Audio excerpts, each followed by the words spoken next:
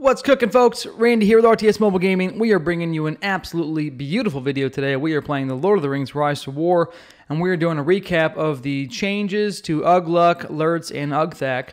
There were a number of changes in the patch that I covered earlier today, and what I've done is thrown some gear on my Ugluk, who I leveled earlier in the season to mess around with snipers, and I've just miscellaneously thrown on some skills and gear to test his new damage and healing capabilities, okay?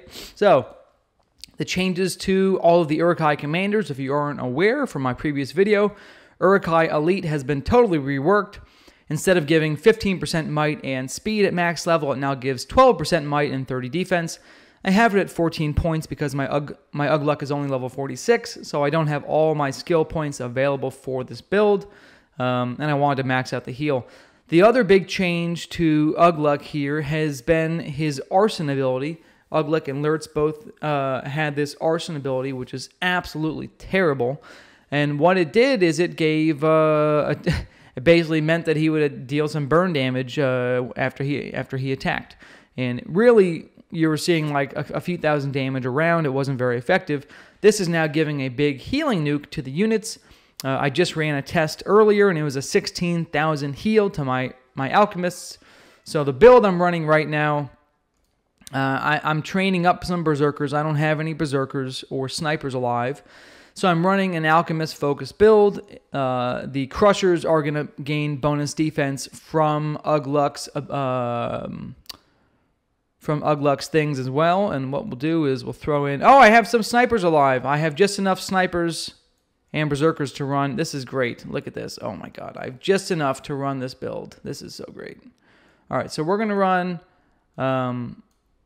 You know, like that. This is what we're going to do, okay? And what we're doing is testing out the overall damage compatibility and healing nukes that Ugluk's able to bring in round 6. I don't know what that's going to be, okay? But what he is going to do is, in this rendition of the build, he's going to give plus 28 defense to my Uruk-hai and Orc units, as well as plus 49% damage bonus and a stacking physical damage bonus with a heal nuke in round 6. So we'll be fighting against Leia. I'll be stress testing this build against my very beautiful gore bag here. Gore bag is set up as anti-burn, so that's the whole point of this build, right? Is we have a 3 refinement, 4-star fire protection chest, 40% burn damage reduction there. And then, as you know, we have 29% damage mitigation across the board from the Grey Leader skill tree with Orcish Warlord. So we're looking at about 69% reduced burn damage taken, and 29% reduced all other damage taken. Okay, so check this out. We're going to jump over and attack Gorebag over here with my Ugluk, and we're going to see what happens. I'm expecting to see some pretty decent damage as we explored a little bit. Oh, let me look at, I didn't even tell you about my gear. Okay, so gear-wise, of course, Ugluk has a little bit better gear than Gorebag. I will point this out, although this weapon does look intimidating. The only difference between this and the purple version is it gives an additional 3% melee might. You can see there's only a 3% damage difference between 5-star yellow and 5-star purple. So feel free to use the purple if you have it. You're going to lose 3% damage. It's not a big deal. Okay? I have plus 3 attack on the Drums of Moria. Then I have plus 2 attack on the Berserker's Gaze, okay? Chest piece, I'm using Superior Uruk, which won't matter in this fight. But this is just what's happening in the video. So get excited. I don't know what's going to happen. I'm hoping to really stress test this Ugluk build and get some good feedback for if it's a useful build moving forward. All right, and keep in mind, this is against an anti-burn damage counter, okay?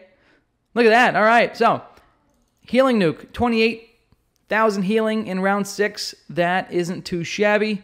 Overall damage output much higher than damage received against a pretty strong Gorebag. These Reapers probably decimated my Alchemists. So let's see how that played out. The Alchemist had the brunt of the damage output here. It looks like the Snipers probably got targeted by the Reapers first, since they are ranged with lower defense than the Alchemist. Berserkers coming in hot and heavy with the Pew Pew. Let's see how that played out in the actual enemy's damage output. Yep. There it is. The Reapers really came in hot and heavy, punched me in the face. Let's see what happens in the first couple rounds, guys. Let's see how this damage looks. Okay, so here is 28% damage and 21% damage for a total of 49% damage dealt, as well as 10% increased damage received. Okay, then I reduce all my damage taken by 18%, so I'm overall at a minus 8% damage received net. Okay, the units are gaining their damage bonus here. Oh, where's the defense at? Where is the defense? Here we go, defense boost by 28. So the alchemists are up at 67, snipers at 64, berserkers at 85, and of course the berserkers will have their own defense bonus mixed in there, right? Did that apply yet? Berserkers have their own defense bonus of plus 20 from their inherent skills. So berserkers hit my alchemist for 9,000 damage, unfortunately. The alchemist hitting the warlords for 38,977, guys. That's pretty good. That's pretty good damage considering the amount of mitigation Gorbag has. That's actually very, very attractive for me. I like the sound of that. Okay. Another 38,000 damage hit on the warlords. The alchemists are really starting to chunk away on these guys. The berserkers, there's only 730 berserkers left, guys, and look at the damage output that they're dealing. So just to put that into perspective for you, they're almost dealing as much damage per capita as the alchemists. What does that actually look like on the calculator? Let's pull this up real quick. Let me just share this calculator with you. Just bear with me. It's going to be super exciting. Everyone's going to be happy, okay? We have the handy-dandy calculator out, okay? All right, so what is this going to be? We've got berserkers at 7,037, okay? 7,037 divided by 730. So they're doing total damage of 9.64 damage per unit. Then we have the alchemists, okay, with 4,500 alchemists, okay? So 38,504 divided by 4541. So check it out. The berserkers are actually dealing, and the alchemist probably had a bum roll here, but with Gorbag's 40% damage mitigation from his chest, the berserkers are actually dealing slightly more damage than the alchemist. So we said 9.34, right? So the berserkers are dealing just about 9.5% higher damage output than the alchemists per capita. And again, the alchemists, as you know, have a huge damage range, so I don't know where they rolled in their range. But very interesting to see that happened. Okay? Very interesting to see the berserkers competing with the alchemists at that level after those debuffs. Here we go, hitting the Reapers for 36k, so we had a little bit of a better damage roll here. The damage roll on the alchemists here was actually after mitigations, right? We're looking at, we'll get the calculator back out. We're looking at 426 divided by 3599. We're looking at about a 25% damage increase from their previous roll. So now they're dealing 10 damage per unit. But keep in mind, that's still neck and neck with where the berserkers were at 9.34. Okay? And the berserkers' damage is going to keep rising as the white hand stacks. Even though fanaticism is dropping, they are now dealing almost 13% higher damage than when the fight started. Okay? Now we're going to see the alchemists getting chonked. Oh, yeah. The alchemists are getting chonked away. Here comes the heal, ladies and gentlemen. Here we go. 11,900 healing for the berserkers, guys. 16,412 healing on the alchemists. Unfortunately, the snipers didn't make it into this round. We probably would have seen somewhere around 10 to 12,000 healing on the snipers. So it's nice to see that if I was running a 3-unit combo, let's say I dialed the alchemist down, I had 2,000 berserkers, 3,000 alchemists, and 2,000 snipers, I would be getting some pretty decent healing here in round 6. So it's nice to see that. I do like that.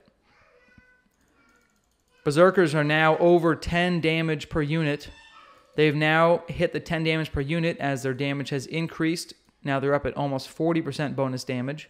They're at 39% bonus damage between fanaticism and the white hand. Really And it's showing, right? Like I said, they went from 9.34 up to, what, 10 point something? 8767 divided by 828. Yeah, we're at 10.58 here in round 7, and the alchemists are still chonking away nicely. Their damage, let's see here. So a little bit of a better damage roll from the alchemists here. A little bit of a better damage roll from the alchemists here in round 7 as well. So interesting to see that. Okay, so that's the fight, ladies and gentlemen. What an interesting battle here. Ugluk defeats anti-burn damage Gorbag with decent gear, but he doesn't compare to Ugluk's gear. I understand. I get it. I'm going to get all the comments where you guys are telling me I'm a POS. But I think it's interesting to see that. Wow, look at this. Frodo and Sam hitting a pretty good performance against Black Serpent neck and neck. Look at that. What in the heck is happening? Looks like Madness did most of the work. It looks like Madness did most of the work here in this fight. What an interesting fight that is. We're going to look at that later. Shout out to Alpha and Davos here, my good buddies. So, all right. Thanks for watching. Love you guys a long time. Randy out.